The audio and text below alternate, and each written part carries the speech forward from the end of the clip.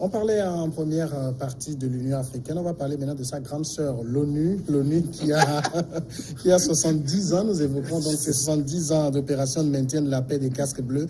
Cette année, l'Organisation des Nations Unies célèbre le 70e anniversaire des opérations de maintien de la paix, un instrument unique et dynamique développé en vue d'aider les pays déchirés par un conflit à créer les conditions d'une paix durable. La première mission de maintien de la paix a été lancée le 29 mai 1948 par le Conseil de sécurité de l'ONU et qui a autorisé le déploiement d'un petit nombre d'observateurs militaires au Moyen-Orient afin de veiller au respect des accords d'armistice entre Israël et les régions arabes avoisinantes. Ce groupe d'observateurs militaires a ainsi formé l'organisme des Nations Unies chargé de la surveillance des trêves ONU-ST, comme Mayaba.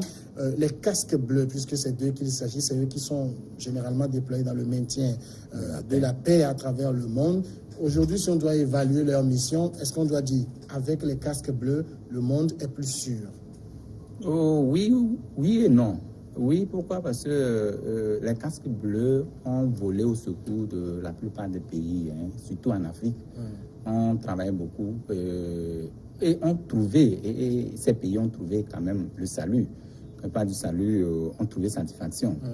Donc je crois que dans ce sens, je dis oui. Maintenant, de l'autre côté, est-ce que les casques bleus sont là parce que c'est les pays où c'est un accord de l'ONU qui les choisit pour régler tel ou tel conflit dans tel ou tel pays? Je dis non que dans ce cas, les casques bleus, ça il faut les jeter des fleurs sans épines parce que ils ont fait un travail aujourd'hui qui est remarquable dans la plupart des pays, surtout en Afrique. Mais le problème fondamentalement, je suis en train de me poser, c'est savoir pourquoi est-ce que ces casques bleus, c'est seulement dans les pays africains qu'ils interviennent. La plupart de ces forces de maintien de la paix, c'est en Afrique. Bon, je me dis, est-ce que nous... C'est l'Afrique qui a plus de conflits. Oui, justement. Donc, est-ce qu'au niveau africain, on ne peut pas trouver une formule, puisque nous avons des forces valides, nous avons une armée forte, nous avons la force de sécurité, on peut former des gens pour même la zone Afrique, comme nous sommes en train de parler de ZLEC, on peut créer une force de maintien de la paix et pour l'Union africaine. N'oubliez pas que l'Union africaine dépend à 80% de l'Union européenne en termes de financement. Oui, je ne refuse pas. Justement, c'est aussi ça le problème, parce que quand vous n'êtes pas indépendant économiquement, c'est difficile d'avoir des projets. Enfin, c'est un projet, mais est-ce que nous avons les moyens pour ce projet ou ces projets? Donc, vivement, moi, je dis que les casques bleus ont abattu un travail. Maintenant, est-ce qu'ils ont atteint l'objectif qui est assigné? 70 ans, depuis 48, 70 ans, c'est beaucoup de temps. Est-ce qu'on finit toujours par éradiquer ces conflits dans la plupart des pays? Non. Je dis que c'est une situation permanente. Maintenant, il faut trouver d'autres solutions ou d'autres passerelles pour commettre ou pour converger ces forces-là et avoir justement les zones de cadrage. Ces zones de cadrage, bon, on sait que dans tel pays, il y a telle actions ou tel conflit qui se passe. Donc, on peut mettre ces forces-là qui sont soit des forces permanentes. Et donc, ça peut tant... Puisque s'il faut aller pour une mission revenir, peut-être après vous, déjà, il y a une autre situation. On ne peut pas parler des casques bleus sans regarder ces pays où ils sont présents depuis longtemps, notamment la RDC, où c'est la plus vieille mission des casques bleus en Afrique, qui est là depuis plus de 20 ans, mais l'Est est toujours très instable. La plupart des pays où ces casques bleus sont déployés, on se demande si ces pays recouvrent la paix.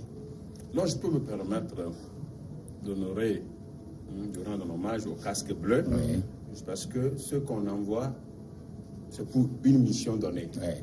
Maintenant, les résolutions qui attribuent, les résolutions de l'ONU qui attribuent ces missions, c'est là où il y a problème.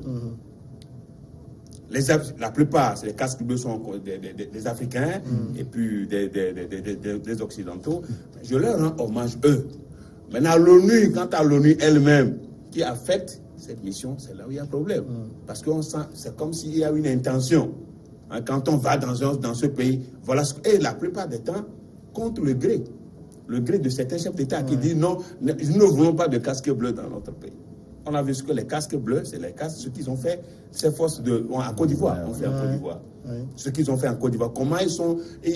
le représentant de l'ONU s'est impliqué personnellement dans la crise ivoirienne, et nous avons vu ce que ça a donné. Maintenant, quand nous prenons RDC, où il y avait un fort contingent, l'histoire, le plus grand contingent de l'ONU dans l'histoire des Nations Unies, c'est en RDC.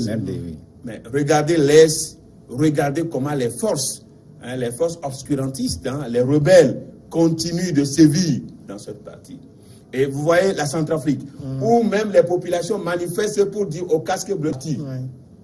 Parce qu'on estime que, d'abord, devant les casques bleus, les forces, que ce soit ces forces centrafricaines, les forces rebelles, ont domine, ont pris presque tout le pays. Aujourd'hui, le président, officiellement, il y a seulement une partie qu'il contrôle. 20% du territoire. Pourtant, il y a des forces les forces de l'ONU. Donc, quand on prend tout ça, et surtout, les casques bleus sont souvent impliqués dans des cas de viol, cas de viol dans plusieurs pays africains. Donc, les casques bleus, oui, mais on semble que c'est comme si ces casques-là n'ont pas de force en face, c'est-à-dire pour anéantir. Pour anéantir les ennemis des forces rebelles. Donc pour moi, les casques bleus, il faut revoir les résolutions des casques bleus pour que les casques bleus soient plus effectifs et efficaces sur le terrain. Et en même temps record, ils puissent éradiquer le mal et puissent partir. Sinon, demeurer, l'entête Kabila était obligé de dire aux casques de partir. Beau Soleil, c'est vrai, le pasteur évoquait la résolution. Les casques bleus sont aujourd'hui une force d'interposition et généralement n'ont pas, pour ordre d'intervenir directement dans les combats. Voilà, c'est là le problème. Oui. D'abord, il faut féliciter l'ONU et les casques bleus, leur rendre hommage, comme le pasteur Edo l'a dit. Vous n'êtes pas sans savoir, nous savons que l'ONU a été créée au lendemain d'une guerre mondiale, la seconde de l'histoire de notre humanité. Et jusqu'ici, il n'y a pas eu une troisième guerre mondiale. Donc, il faut savoir on que... le souhaite même pas. Donc, l'ONU, il a fait son travail. Et les casques bleus, comme tu viens de le dire, c'est des forces d'interposition. Et il n'agit pas... Et ce n'est pas des forces d'assistance à un groupe contre un autre. Et ça aussi, c'est l'ambiguïté même de leur mission. Ils assistent des fois même au massacre de certaines populations sans rien dire parce qu'ils n'ont pas la force. Donc, globalement, ils ont permis à éviter beaucoup de choses, beaucoup de souffrances pour certains peuples, mais il y a eu quand même des insuffisances par rapport à la résolution, même comme le pasteur le dit. Et il faut, vous voyez, en RDC, ils étaient force d'interposition, ils ont été dominés par les rebelles, les rebelles. Et arrivé à un certain moment, ils étaient obligés de changer la résolution pour permettre maintenant d'agir. Et vous allez voir qu'à un certain moment, ils ont même agi pour mettre en déroute certains rebelles. Donc, il faut vraiment que on leur donne la force. Quand même, c'est des militaires très bien formés. Ils ont les ordres qu'il faut, la capacité de riposte est là. Et les moyens qu'il faut, parce que vous savez qu'ils sont toujours sur des terrains étrangers et il faut la logistique et les moyens qu'il faut pour qu'ils puissent faire leur travail. Mais souvent et fondamentalement, ce sont des forces d'interposition et ils assistent, et puis des forces de dissuasion, si je peux m'exprimer ainsi. Donc, pour empêcher que les choses avancent. Voilà. Mais avec l'évolution des choses, nous avons, et la remarque, c'est qu'il faut leur donner plus de force. Il faut recadrer. Agir contre ceux qui massacrent. Comme ça, ils peuvent être plus utiles que d'être en position d'interposition. Samuel, moi, ce que je voudrais dire, c'est justement quand vous voyez tous ces casques bleus-là qui tombent sur... c'est plus de 3000, je crois. Jusque-là, qui sont tombés. Et ça fait mal. Eux, ils sont allés en mission pour protéger les citoyens. Eux, ils ne reviendront plus vivants sur leur territoire. C'est pourquoi, d'ailleurs, moi, au début, j'ai rendu hommage et surtout ceux qui sont tombés sur le terrain, parce qu'ils étaient sur le terrain de mission de paix, et ce n'est pas donné à n'importe qui. on parle quand même des casques bleus. C'est vrai qu'on le dit, dans certains pays, ils sont là et les massacres continuent. Mais en même temps, il est difficile de se demander s'ils n'étaient pas là, est-ce que le pire ne serait pas arrivé aussi? Non, mais la grande question, c'est la grande question même ça.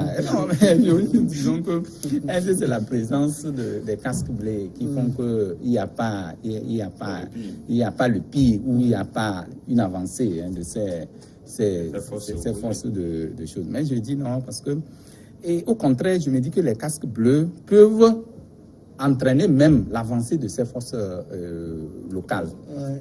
Parce que vous savez que ces forces bleues, ces casques bleus, quand ils arrivent dans un pays, ils se voient en opposition avec les forces en présence. Et donc ça fait que le combat est rude. Oui. Donc c'est un combat où peut-être la bataille va, c'est-à-dire que la victoire doit être d'un camp ou d'un autre. Je me dis que si c'est pour amener des gens, les casques bleus, pour résoudre un problème de combat ou un problème comment l'appelle-t-on, de combat dans un autre pays comme ça doit être un peu difficile, parce que c'est pourquoi je dis il faut que chaque pays organise son armée ou sa sécurité et que l'Afrique même pense à sa sécurité, parce que vous savez, vous ne pouvez pas. Pourquoi même Kabila, quand vous le dites, en RD, avait souhaité que ces casques bleus n'ont qu'à replier? C'est parce qu'à un moment donné, il trouve que ces personnes c'est inutile. Et que c'est de l'argent que la RD devait rembourser à l'ONU. Vous voyez, donc, alors qu'il y a des forces loyales et locales, républicaines qui peuvent jouer concrètement ou résolument sur ce problème. Donc je crois que c'est de l'argent pour certains pays, mais pour des résultats inattendus. Donc, mais c'est vrai, ils font des efforts par rapport à des forces d'interposition ou de dissuasion. Je crois que ça fait que certains pays arrivent à limiter leurs dégâts sur le plan. Ça fait plutôt de l'argent aussi à l'ONU, parce que oui, c'est des histoires qu'on nous compte, c'est que quand l'hélicoptère qui amène les casques bleus, en partant, il faut que ça soit rempli. C'est tout à fait. Il faut que ça soit rempli de ressources. Il faut que ça soit rempli de ressources vers Washington. Je ne sais pas, il y a eu quand même des images qui ont circulé au niveau de la RDC où on a vu une voiture de casque bleu qui a fait un accident et des sacs sont tombés du des sacs d'or et des produits de matières premières. Toujours ça profite à l'ONU. Et au pays qui construit le truc de sécurité. Oui, non, la force de sécurité. C'est eux qui en tirent, le Conseil de sécurité qui en tire. Mais l'Afrique doit s'organiser, comme il a dit. Oui. On peut s'organiser nous-mêmes. Et pourquoi tous ces conflits d'ailleurs? C'est ça le problème. Qui alimente tous ces conflits? Qui alimente tous ces conflits? Les mêmes qui alimentent, c'est eux qui disent qui viennent jouer au sapeur-pompier. Ils disent non, nous venons pour le feu, pour éteindre le feu. Qu'est-ce que ces forces, ces casques bleus font d'extraordinaire? Et que les forces républicaines ne peuvent pas faire. quand même dire les choses. Oui, mais quand on pose le débat sur est-ce que l'Afrique doit avoir elle-même sens, je ne sais pas s'il faut l'appeler casque bleu ou casque vert pour l'Afrique. Il avait eu avant. Casque blanc, je crois. Quand vous prenez les commandes,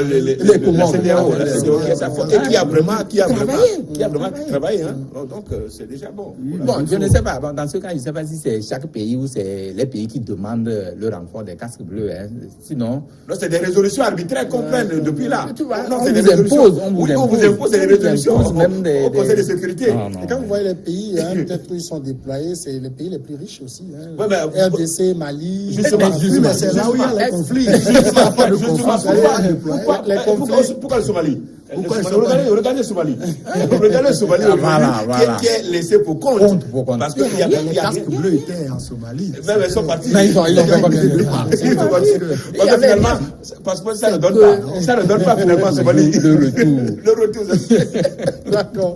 On marque la pause et puis on passe au dernier sujet, le Togo.